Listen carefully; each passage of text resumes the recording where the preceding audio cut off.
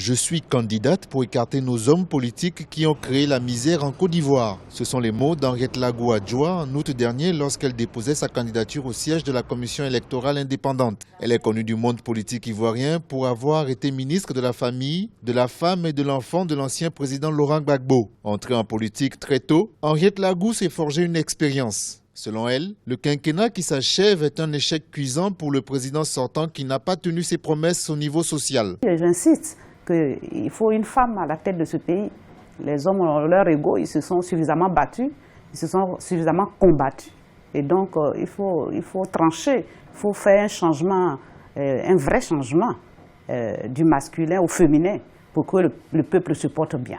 Membre du bureau politique du Parti démocratique de Côte d'Ivoire, elle claque la porte et rejoint le Congrès national de la résistance pour la démocratie, une fédération des partis et d'organisations de la société civile ivoirien réputée proche de Laurent Gbagbo. Le Renouveau pour la paix et la concorde, son parti, a été créé il y a 4 ans avec pour objectif de défendre ses convictions politiques. Face à ce qu'elle appelle l'échec de la classe politique masculine, sa candidature sonne comme une revanche.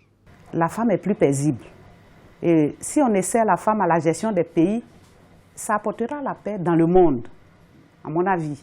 Vous voyez, il y a des exemples. Les pays qui ont eu le courage de porter les femmes au plus haut niveau de la gouvernance ont vu que les choses se sont améliorées. Et donc, il ne faut pas avoir honte de le dire, de dire c'est pas parce qu'on est femme, parce qu'on est... Non, on veut gouverner parce qu'on peut gouverner, mais en même temps, il y a un plus quand on est femme, parce qu'on met un peu d'humanisme. Ce 25 octobre 2015, la candidate du Parti du Renouveau pour la paix et la concorde entend transformer son premier coup d'essai en devenant la première femme à se faire élire présidente de la Côte d'Ivoire.